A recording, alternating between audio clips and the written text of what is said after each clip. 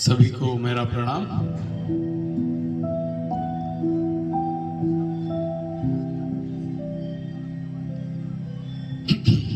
सभी को मेरा प्रणाम।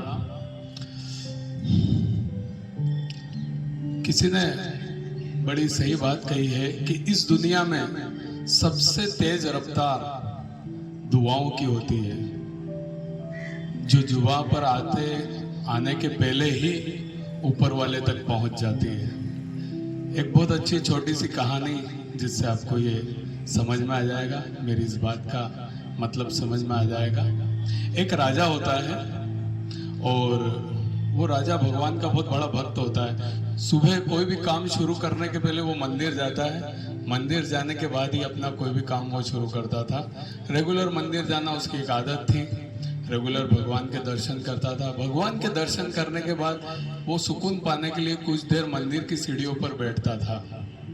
मंदिर की सीढ़ियों पर बैठते समय उसके राइट की तरफ में एक भिखारी और लेफ्ट की तरफ में एक भिखारी हमेशा बैठा हुआ मिलता था।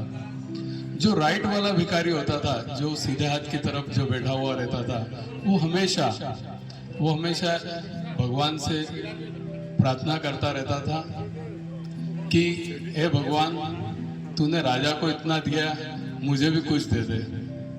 ठीक है। जो लेफ्ट वाला भिखारी है वो प्रार्थना करता है कि हे राजा, भगवान ने आपको इतना दिया है, आप मुझे ही कुछ दे दो।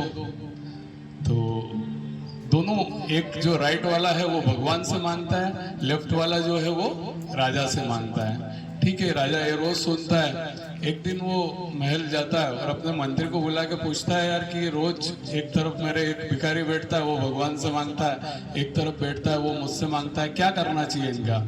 तो मंत्री कहता है, देखिए राइट वाला भिखारी तो वैसे डायरेक्ट भगवान से मांग रहा है, तो उसके बारे में तो आप सोचो मत, भगवान उसको दे ही दे देगा। लेकिन लेफ्ट वाला भिखारी आपसे रोज आशा रख रहा है, आपसे मांग रहा है, तो उसको आपको कुछ दान दक्षिणा देना चाहिए। तो ठीक है। राजा कहता है, एक काम करो, आज पूर्णिमा का दिन है, उसके लिए स्वादिष्ट खीर बनाओ, अच्छी खीर बनाओ और उसको पहुंचा दो। और याद रखना, खीर में नीचे सोने के कुछ सिक्के रख देना। ठीक है। वो पूरी तैयारी करते हैं मंत्री और अच्छी स्वादिष्ट खीर बनाते हैं, उसमें नीचे सोने के सिक्के रख देते हैं और वो लेफ्ट वाले भिखारी को देने के लिए चले जाते हैं। लेफ्ट वाले भिखारी को बोलते हैं कि ये लो, राजा साहब ने आपके लिए बहुत स्वादिष्ट खीर भेजी है, आज पूर्णिमा का दिन है, ग्रहण करो इसको। ठीक है। वो बहुत धन्यवाद का भाव रखे और बोलता है, बहुत बहुत धन्यवाद, राजा साहब को मेरा धन्यवाद कहना। अब जो लेफ्ट वाला भिखारी और राइट वाले भिखारी को चिढ़ाते हुए बोलता है कि देख, मैं राजा से मांगता था, मुझे तो मिल गया, तू भगवान से मांगता था, तुझे तो कुछ नहीं मिला। ये चिढ़ाते हुए वो आराम से खीर पीने लगता है। लेकिन चूंकि बर्तन बहुत बड़ा आता है, खीर ज्यादा आती है, खीर पीते पीते आधे खीर पीने के बाद उसका पेट भर जाता है। वो सोचता है, चलो यार, ये भगवान से मांगता रहता है, अपन इसको बाकी की बची हुई खीर दे देते हैं। तो वो आधी जो खीर बचती है बर्तन सहित वो उस राइट वाले भिखारी को दे देता है। ठीक है।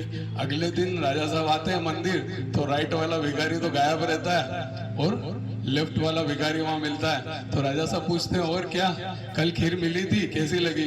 बोले, बहुत बहुत धन्यवाद राजा साहब, बहुत स्वादिष्ट खीर थी, मैंने तो आधी पी, और वो जो सामने एक भिखारी है जो भगवान से हमेशा मांगता रहता था, उसको मैंने आधी खीर दे दी। तो उसने कहा कि भाई, भगवान को तो वो मानता था और भगवान से मांगता था, तो उसी की दुआ कबूल हुई है। मैंने खीर के बर्तन में नीचे तेरे लिए सोने के सिक्के रखवाए थे, लेकिन तेने आधी खीर पी और उसको बर्तन दे दिया, सिक्के उसके पास चले गए। अब वो भिखारी नहीं रहा, वो अमीर बन गया। जब हम अपने पूरे विश्वास के साथ, पूरे मन के साथ, पूरी आत्मा के साथ अगर उससे कुछ दुआ मांगते हैं, उससे कुछ मांगते हैं, तो वो 100% हमें देता है। बस मन में हमें विश्वास होना चाहिए। इस कहानी से हमें यही शिक्षा मिलती है। देर, कभी कभी देर हो जाती है, कहते हैं ना कि उसके यहाँ देर है पर अंधेर नहीं है। देर हो सकती है, लेकिन अगर आपका विश्वास मजबूत है, आपका विश्वास मजबूत है, तो आपकी दुआ जरूर कबूल होगी। इस कहानी से हमें ये शिक्षा मिलती है। एक कविता के साथ मैं अपनी बात को खत्म करूंगा कि मैं नहीं रहा, फिर भी सब कुछ चल रहा है।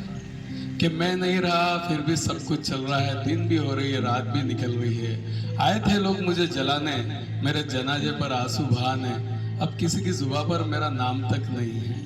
मेरी तस्वीर भी बहुत दिनों से साफ नहीं है। कहते थे तुम्हारे लिए अपनी जान दे देंगे, तुम्हारी आन के लिए अपनी जान दे देंगे, वो भी अपनी मस्ती की गहरी नींद में सो गए हैं और इस दुनिया की भीड़ में खो गए हैं। गलती मेरी थी जो मैंने लोगों से उम्मीद लगाई थी और इस तकलीफ की खाई को खुद ही बनाई थी। आँख खुली तो पाया मैं मरा नहीं, अभी जिंदा हूँ। पर क्या सपना था या हकीकत थी? पर ऐसे सपनों की मुझे हकीकत में जरूरत थी।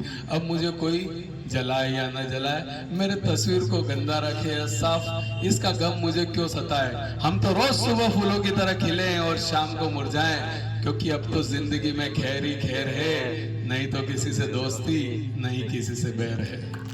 धन्यवाद सभी को। अगले प्रयोग में प्रवेश करेंगे, सभी लोग अपने स्थान पर खड़े हो जाएंगे।